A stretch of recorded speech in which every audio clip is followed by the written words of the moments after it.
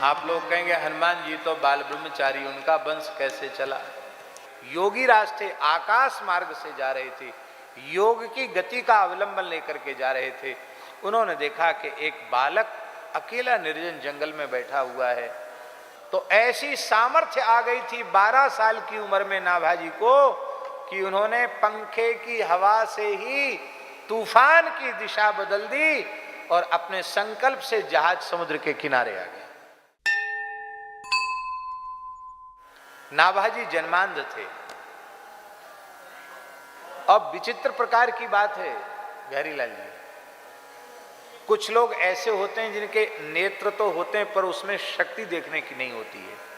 कई सूरदासों को, दृष्टिबाधित लोगों को आपने देखा होगा, किसी के नेत्र नहीं होते हैं, उनके बीच में ऐसे गड्ढे जैसे होते हैं, ये बीच वाला कुछ होता ही नहीं है, ऐसा भी होते हैं। पर नाभाजी की विचित्र बात थी, नाभाजी के यहां से लेकर यहां तक पूरा सपाट था, नेत्र के चिन्ह भी नहीं थे। और इनका जन्म कहां हुआ? कहां हुआ इनका जन्म? हनुमान वंश ही में जन्म प्रसिद्ध जाको, हनुमान वंश ही में जन्म प्रसिद्ध जाको, भय दृगहीन सो नवीन बात जानी। भय दृगहीन सो नवीन बात जानी। आप लोग कहेंगे हनुमान जी तो बाल ब्रह्मचारी, उनका वंश कैसे चला? इसको कहते हैं औपचारिक प्रयोग। क्या कहते हैं? औपचारिक। जैसे मंचाह वदंती, क्या है? संस्कृत में एक प्रयोग है, क्या? मंचाह वदंती। मंच तो जड़ है, मंच बोल रहा है। सम्मेलन हो रहा था तो किसी पंडित ने कहा मंचाह वदंती, सुरीताम सुरीताम मंचाह वदंती, सुनो सुनो। मंचाह वदंती का अर्थ है मंचस्थाह वदंती, जो मंच पर बैठे हैं वे बोल रहे हैं।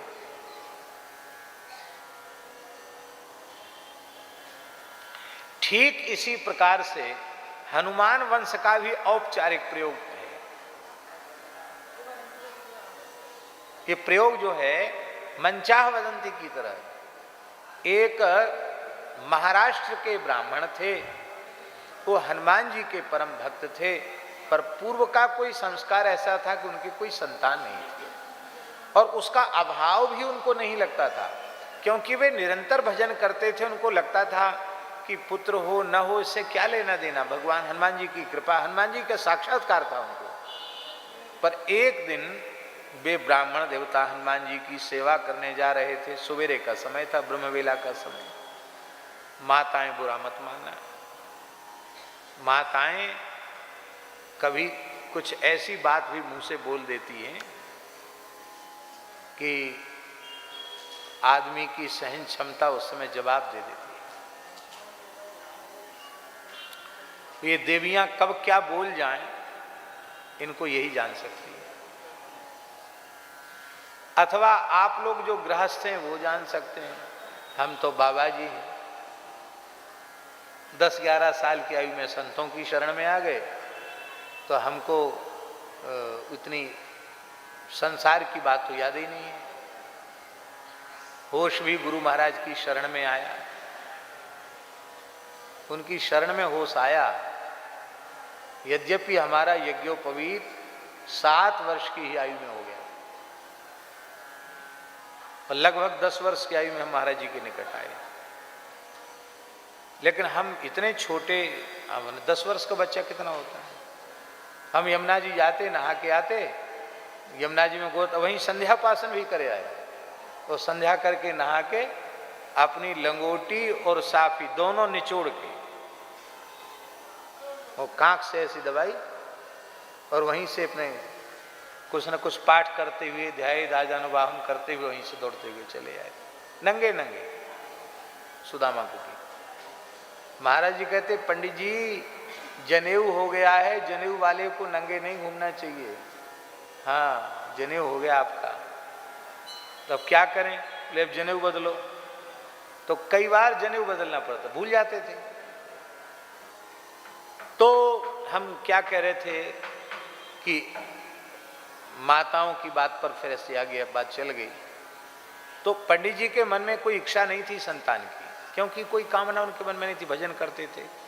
राम भजन बिन मिटहि की कामा, थल विहीन तरु कबहू की जामा। भगवान के भजन से कामनाओं का नाश हो जाता है। यही बात हम कह रहे थे, आप राम राम कीजिए, हरिनाम लीजिए ईमानदारी से, धीरे धीरे आपका हृदय ऐसा बन जाएगा कि जागृत की तो चले क्या, स्वप्न में भी आपके मन में कोई कामना उत्पन्न नहीं होगी। पंडित जी के कोई कामना नहीं थी, लेकिन माताएं तो माताएं होती हैं। सवेरे से पंडित जी जा रहे थे हनुमान जी की पूजा में, एक पड़ोसिन बोली, अरे राम राम, सवेरे सवेरे निपूते का मुंह देख लिया, पता नहीं आज का दिन कैसा बीतेगा। पुत्रहीन, निपूता समझती है ना, पुत्रहीन, पुत्रहीन का मुख देख लिया, पता नहीं आज का दिन कैसा बीतेगा। ये बात पंडित जी को लग गई। उनके मन में आया कि मैं इतना बुरा हो गया कि लोग मेरा मुंह नहीं देखना चाहते हैं। दिन भर राम राम करता हूँ, हनुमान जी को वाल्मीकि रामायण पढ़ के सुनाता हूँ, और मेरा मुंह भी लोग नहीं देखना चाहते हैं। इस जीवन से तो मर जाना अच्छा। मन में बड़ी ग्लानि हुई। तो हनुमान जी का तो साक्षात्कार था। तो जब हनुमान जी के पास सेवा करने गए ब्रह्मवेला में, तो हनुमान जी ने कहा कि आज आप दुखी क्यों हैं? रोज प्रसन्न रहते थे, आज दुखी क्यों हैं? अरे बोले महाराज, हमने न तो कभी आपसे कुछ मांगा, ना हमको चाहिए कुछ, लेकिन अब हम जीना नहीं चाहते। क्यों? बोले हम इतने भाग्यहीन हैं, लोग हमारा मुंह नहीं देखना चाहते। आज एक माता जी बोली कि इस निपूते का मुंह सवेरे सवेरे देखने को मिला, पता नहीं आज का दिन कैसे जाएगा। हनुमान जी हंसने लगे। हनुमान जी बोले, देखो तुम्हारे प्रारब्ध में पुत्र तो है नहीं, लेकिन तुम मेरे अनन्य सेवक हो, और किशोरी जी ने हमें यह आशीर्वाद दिया है कि तुमको हम पावर देते हैं।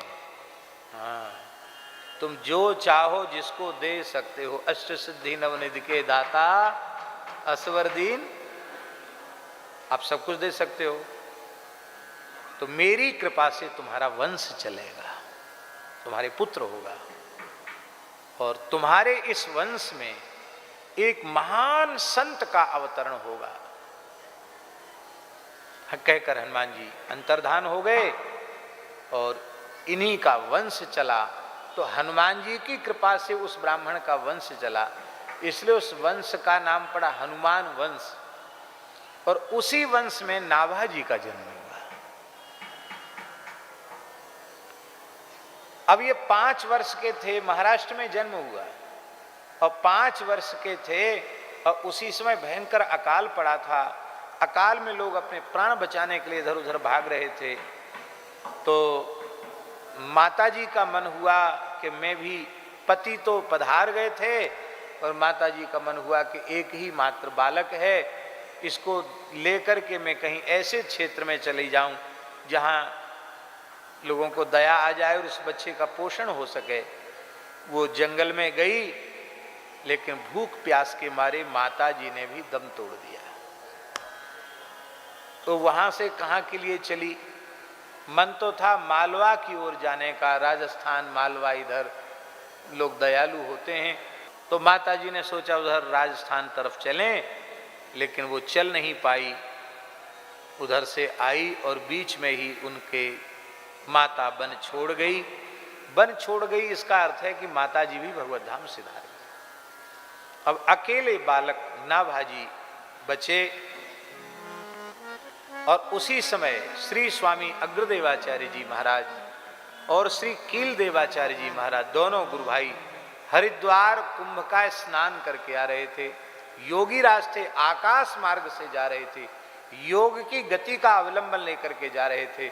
उन्होंने देखा कि एक बालक अकेला निर्जन जंगल में बैठा हुआ है।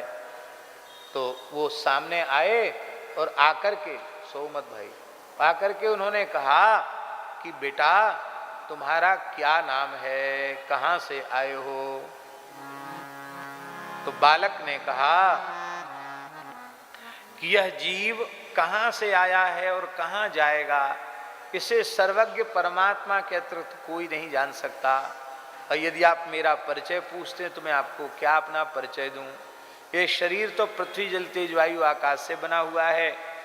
अब हम हैं अकेले और शरीर 5 चीज़ों से बना है, तो मैं किसका परिचय दूं? शरीर का परिचय दूं कि शरीरी आत्मा का परिचय दूं? आत्मा का क्या परिचय? आत्मा तो हमारे आप में सब में एक जैसा विद्यमान है। तो तुम्हारा यहाँ रक्षक कौन है? तो बालक ने कहा कि जो सबका रक्षक है, जिसने गर्भ में रक्षा की वही बाहर भी रक्षा करेगा। वही जो जगन्नाथ है वही सबका नाथ, वही हमारा नाथ, वही रक्षक है। होनहार विरवान के होत चीकने पात। यह बालक तो जन्मजात ब्रह्मज्ञानी है, महापुरुष है। उन्होंने अपनी दिव्य दृष्टि से देखा तो समझ में आ गया कि ये तो साक्षात ब्रह्मा जी ही इस रूप में आए हैं, तो इनसे बड़ा ज्ञानी कौन होगा। तब पूर्व जन्म में भगवान के भक्तों से वियोग कराया था, इसी के प्रायश्चित्त के लिए ये जन्मांध के रूप में प्रकट भय हैं। तो बड़े सिद्ध जलले कमंडल सो सींचे नयन, श्री राम तारक मंत्र का स्मरण करके जैसे ही कील जी महाराज ने, अग्र जी महाराज ने कमंडलू का जल जैसे ही आंखों पर छोड़ा, जहां हमने बताया ना कि ऐसे सपाट थे उनके नेत्र, चिन्ह भी नहीं थे नेत्रों के, कमल के जैसे विशाल नेत्र नाभा जी के प्रकट हो गए। बोलो भक्तवत्सल भगवान की। जन्मते ही संसार को नहीं देखा, अरे न पिता को देखा, न जन्मदात्री माता को देखा, आंख खुली तो किसको देखा? 2 संतों को देखा। बोले बेटा चलो हमारे साथ चलोगे? हाँ चलेंगे गुरुजी। साथ ले लिया और योग बल से ही लेकर के श्री नाभा जी 5 वर्ष के बालक को लेकर के और गलता आए। गलता जानते हैं ना, जयपुर के पास गलता है। श्री स्वामी कृष्णदास पैहारी जी महाराज के द्वारा स्थापित रामानंद संप्रदाय का प्रथम पीठ है वो, एक प्रकार से कहें। पंचगंगा घाट के बाद यदि कोई प्रधान पीठ भारतवर्ष का रामानंद संप्रदाय का है तो वह श्री गलता पीठ है। वहां आचार्य पद पर विराजमान है कील जी महाराज और अधिकारी हैं अग्रदेवाचार्य जी। सारी सेवा की व्यवस्था करते हैं अग्रदेवाचार्य जी। और कील जी महाराज तो महान योगी हैं, उनकी समाधि लग जाती तो कभी कभी 6-6 महीने बाद समाधि खुलती है उनकी, 9-9 महीने बाद समाधि खुलती है कील जी महाराज की। तो कहा गुरु, बड़ा गुरु भाई गुरु के समान होता है। कील जी से अग्रदेवाचार्य जी ने कहा कि आप इनको मंत्र सुनाइए बालक को। बोले नहीं, गुरु जी ऐसे होने चाहिए जो शिष्य का संरक्षण कर सकें। हम तो लगातार समाधि में रहते हैं तो हमसे बालक का संरक्षण संभव नहीं हो पाएगा।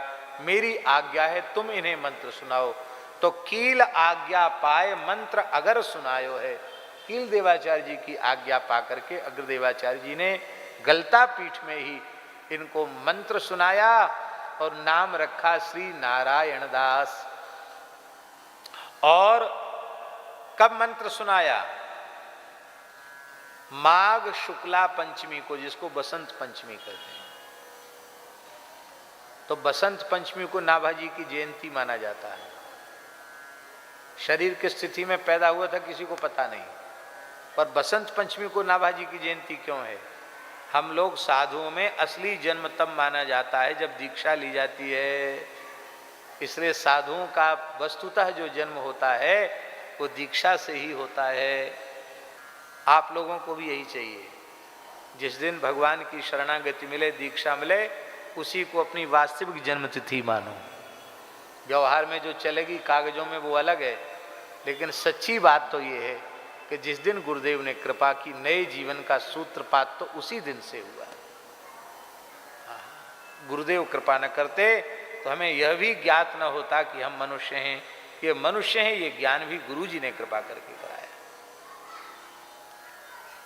कहा बेटा बस मंत्र नियम पूर्वक मंत्र का जप करो और सेवा करो। क्या सेवा करें? बोले साधुओं को पंगत में जल फेरो, दोना पत्तल उठाओ, दोना पत्तल परोसो, संत सेवा करो, गौ सेवा करो, गुरु सेवा करो। सेवा में लगा दिया और एक विशेष आज्ञा दे दी कि तुम अलग से कुछ मत खाया करो। संतों की पत्तल में जो प्रसाद बच जाता है, और जब संतों को पता चल जाएगा ना कि ये बालक और कुछ खाते ही नहीं, भूखा रह जाता है, तो संत भी कृपा करके कुछ न कुछ छोड़ देंगे। जिनको ज्यादा दया आएगी तो वही शीत के कण खा करके तुम सेवा करो शरीर से।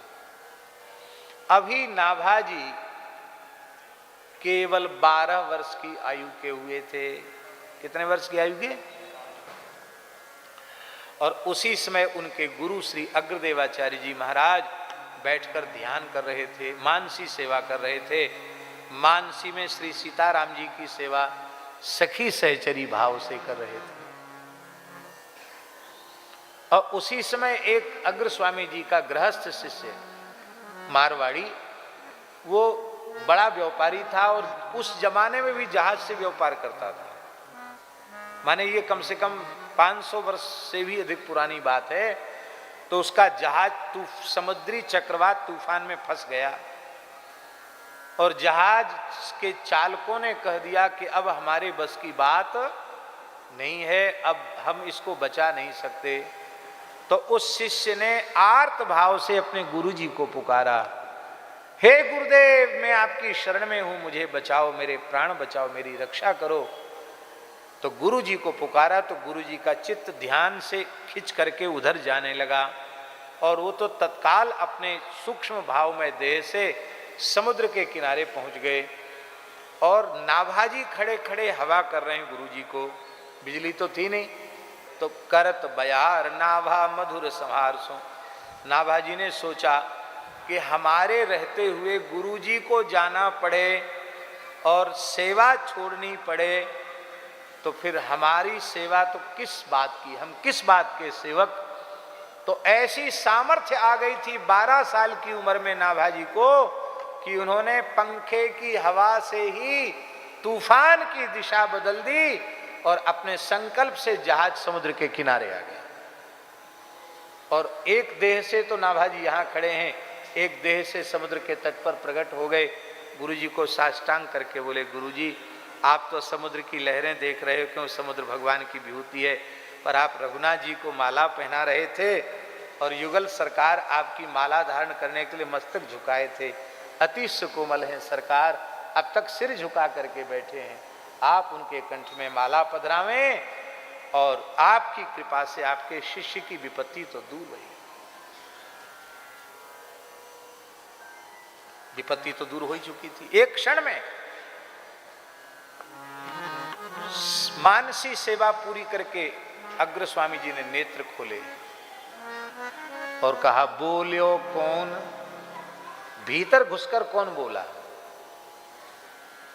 तो नाभाजी ने ये नहीं कहा कि आप जैसे सिद्ध गुरु का सिद्ध चेला बोला।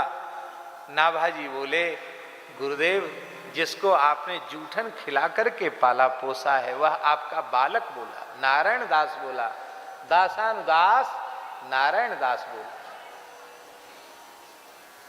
बोले शिष्य के पेट की बात गुरुजी जान जाएं तो कोई आश्चर्य नहीं, पर तुम धन्य हो जो गुरुजी की आध्यात्मिक अनुभूति को भी बिना बताए जान गए कि मैं भीतर क्या कर रहा हूं उसको तुम देख रहे हो। और यहीं खड़े खड़े राजस्थान में खड़े खड़े, गलता में खड़े खड़े हजारों किलोमीटर दूर समुद्री तूफान को भी देख रहे हो और शिष्य पुकार रहा है वो भी सुन रहे हो। तुम सिद्ध हो गए हो, तुम्हारी सेवा सफल हुई। और ये तुम्हारा प्रभाव नहीं है, ये संतों के चरणामृत का प्रभाव है, ये संतों की जूठन का प्रभाव है, ये संतों की सेवा का प्रभाव है। तुम संतों के चरित्र लिखो। क्या कहा? तुम संतों के चरित्र लिखो, भक्त रूपी पुष्पों की माला बनाओ और माला बना करके युगल सरकार को धारण कराओ।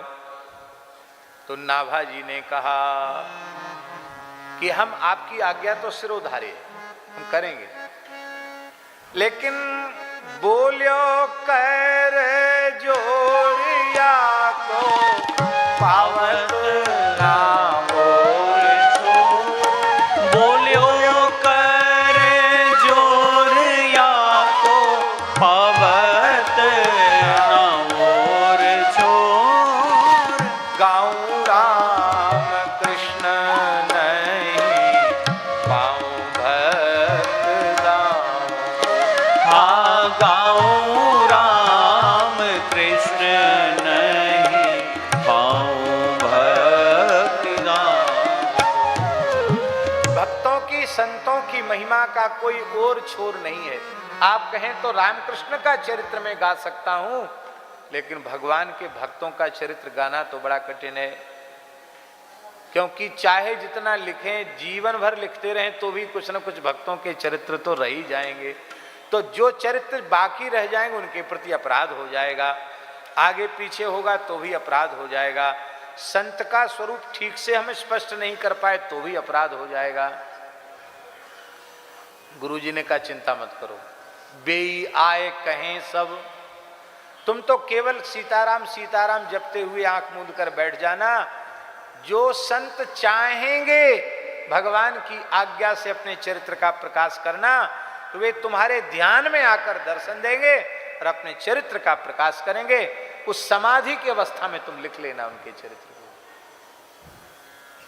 ये भक्तमाल समाधि वाणी है। इसलिए भक्तमाल ग्रंथ पर यह आरोप नहीं है कि उस समय अमुक अमुक संत थे उनका चरित्र क्यों नहीं आया इसमें।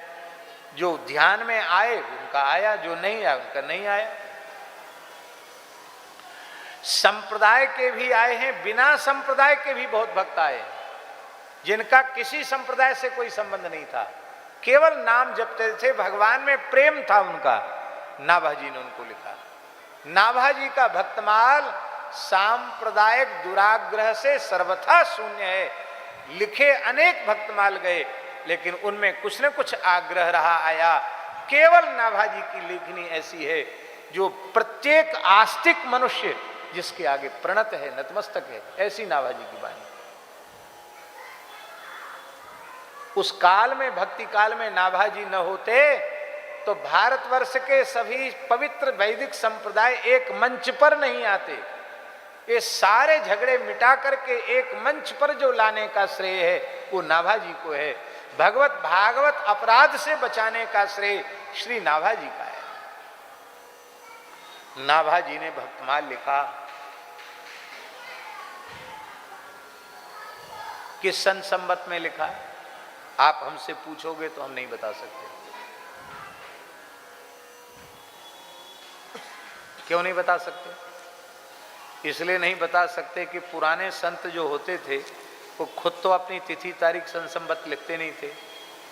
आजकल तो हम एक पेज लिखते हैं तो आधे पेज में अपना परिचय लिखते हैं। हमने इतनी डिग्री ली, हमने इतना काम किया, यूं किया त्यों किया, अमुक अमुक हमारी कृतियां हैं, ये सब लिखी जाती हैं, परंपरा है।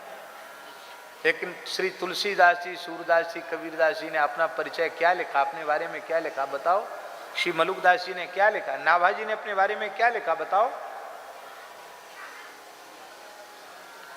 पूज्य बक्सर वाले मामा जी कहते थे कि पुराने संतों में और अब के संतों में एक मात्रा का फर्क आ गया। बड़े ध्यान से सुनो। पहले के संत अपने आप को छिपाते थे। क्या थे? छिपाते थे। अब इस युग में ई हट गई, अब छपाते हैं। पहले छिपाते थे, अब छपाते हैं। और जब से ये सोशल मीडिया चला है तब से तो छपाना। पहले हम कथा कहने जाते थे तो वो कपड़े का बैनर होता था, वो भी उससे क्या कहते, नीले रंग से ब्रश से लिख दिया जाता था, एक ही बैनर होता था। फोटो वोटो कहाँ आया? फोटो तो सामने प्रत्यक्ष है, तो फोटो की क्या जरूरत? ऐसे ही बनते थे बैनर पहले, और न इतने बढ़िया मंच बनते थे। एक चौकी बिछा दी, कथा शुरू हो गई। 2 बैठक कथा कहते थे। और भगवान की, गुरु जी की दया से एक एक बैठक में भी 10.5 घंटे एक बैठक से भी कथा कही। वहां बद्रिकाश्रम में कथा हो रही थी, एक दिन 10.5 घंटे एक आसन से बैठकर कथा की।